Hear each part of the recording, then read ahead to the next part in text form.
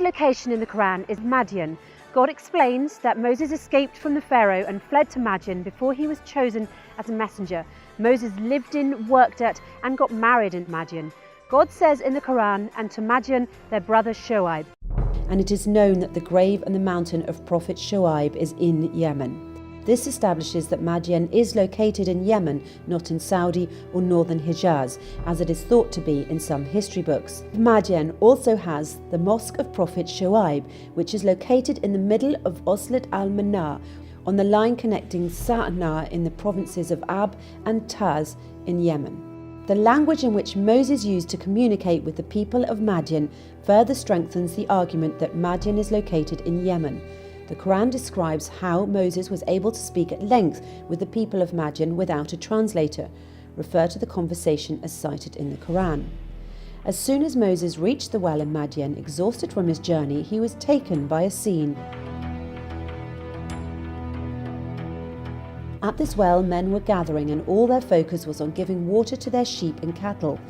Two girls were standing modestly on the side, unable to compete with the men to get water for their sheep. He asked them, as narrated in the Quran, what's wrong? In other words, why are you not getting water for your sheep? They replied, we cannot do so until the men leave, as our father is an old man. In other words, they could not go and fight with the men, so they were waiting. Moses helped them to get water. The Quran says he helped them feeding their cattle and sheep, and then he left to the shadow and said, O God, I am thankful for all your blessings to me. Then one of the two girls came back to him and asked him to meet her father in order to thank him. As narrated in the Quran, one of them came walking modestly and said, our father is inviting you in order to reward you for what you've done. Moses went to meet the girl's father, and he told him the story of his escape from Pharaoh. As he came to the old man, he told him the story. So the old man replied, do not worry, you were saved from an oppressive people. The old man asked him to marry one of his daughters and to work with him in farming. I want you to marry one of my daughters, to the end of the verse.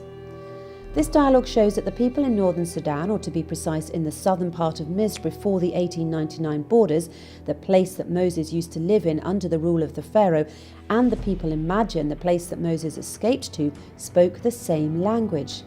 The language they spoke is the southern Arabian language that is known to linguists as the Hammerian language. This southern Arabian language was both the language of Yemen and Abyssinia, and is also referred to as the Gears language. If anything, this explains why Moses fled from northern Sudan to Madian or Yemen, a place which shared a common language. It's important to understand here that the Arabian language can be classified into the southern Arabian language and the northern Arabian language. The southern Arabian language, or the Hammerian language, which belongs to the south, the southern part of Misr like the northern Sudan and Abyssinian highlands, the southern part Arabian peninsula like Yemen. While the northern Arabian language, Al-Fusa, as the linguists call it, belongs to the northern part of the Arabian Peninsula, which is currently known as Saudi Arabia. Both languages share similar origins, and people speaking either language could perfectly understand one another. Now we agree that Moses was born and raised at the southern part of Misr and spoke the language of its people, the same language the Pharaoh and Israelites spoke.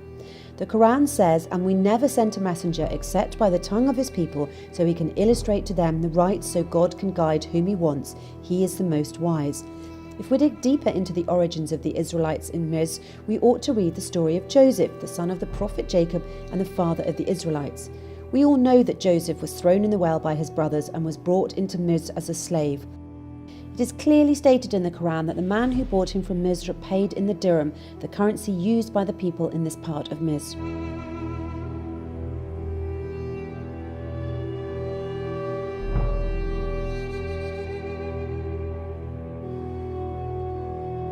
Knowing which region in Misr at the time dealt in dirhams will also lead us to figure out where Joseph was sold and whether the caravan entered Misr from the north towards Sinai, coming from the Sham, or it entered Misr from the south towards Abyssinia, coming from the southern Arabian Peninsula. The region that used the dirham at that time was the southern area of the Arabian Peninsula referred to now as Yemen. This implies that Joseph entered Misr from the southern Arabian Peninsula coming from Yemen, which shows that Israelites are originally Arab Bedouins from the southern Arabian Peninsula. It is worth noting here that the dirham was also used in Abyssinia all the way up to northern Sudan. A shared common currency strengthened the trade between these places. The Strong commercial ties were also attributed to the use of the same language, which we referred to earlier as the Southern Arabian language or the Hammerian language. Simply put, one language, one currency. Had Joseph been living in Sham and sold in northern Egypt, the buyer would not have paid for him in dirhams, as this was not the currency used in northern Egypt or in Sham. Nevertheless, it is a common misconception that Joseph, his parents and his brothers arrived from Sham to Egypt, indicating that the origins of the Israelites are from Sham. The Quran says on the tongue of Joseph, and he got them from the Bedouin area. It's impossible that the people in Egypt would refer to the people in Sham as Bedouins, because Bedouins were the inhabitants of the Arabian Peninsula at that time. Moreover, immigration of the Bedouins from the southern Arabian Peninsula to the southern part of Misr was a common practice at that time. In fact, a large number of inhabitants of Yemen immigrated to the southern part of Misr, now called North Sudan, through Abyssinia, and settled there in the south after the destruction of Mareb Dam. The connection between Yemen in the southern Arabian Peninsula and Abyssinia is strong and goes back to BC. The two places shared strong ties and movements between their inhabitants.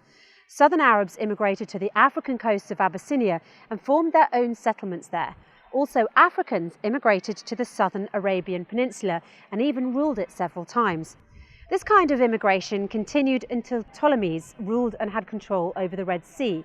Obviously, this two-way immigration led to the unification of languages between the different nations. That's why the Southern Arabian language was the most popular language in both Abyssinia and Yemen. Furthermore, when early Muslims emigrated to Abyssinia, escaping the oppression of Quraysh, they met al-Najashi, the ruler of Abyssinia. The companion Ja'far bin Abi Talib read to al-Najashi from Surat Maryam in the presence of the priests, and while al-Najashi was listening to Surat Maryam, he burst into tears and his companions cried as well. A verse was then revealed, and as they hear what has been revealed to the Prophet, you can see their eyes full of tears from what they knew was the truth. The key question here is, how did al-Najashi and the priests understand the language of the Quran when they were speaking Abyssinian while Ja'far was speaking the Northern Arabian language? This proves to you that the language of Abyssinia at that time was the same language being used in the Southern Arabian Peninsula, Yemen, and that the Northern and Southern Arabian languages share the same origins, and that, as mentioned earlier, the people who speak both languages can understand one another. In summary, southern Misr, now northern Sudan, as known in ancient times, shared the same language with the people of Abyssinia and those of the southern Arabian Peninsula, Yemen. This language is the Southern Arabian language.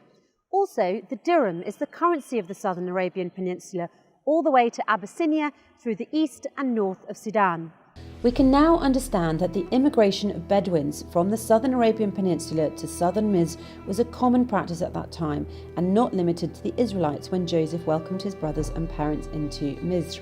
All this proves that Moses spoke the same language of the Pharaoh, and that the escape of Moses from the Pharaoh in northern Sudan to the south in Madian, Yemen, makes perfect sense.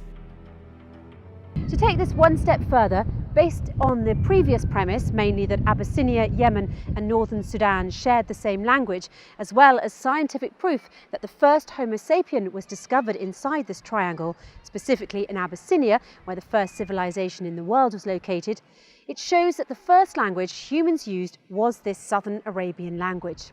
In a nutshell, the Southern Arabian language is the oldest and first language for humans to know, and it is the origin of all other languages. The Southern Arabian language, or the Hammerian language, continued to spread from Yemen and Abyssinia through immigration to eastern and northern Sudan. And the Ge'ez language, or the Old Southern Arabian language, evolved after this into three sub-languages: the Amharic language, Ethiopian, and the Tigrinya, Eritrea, and Takrit, eastern and northern Sudan. All these languages have significant commonalities and are written using the same alphabet.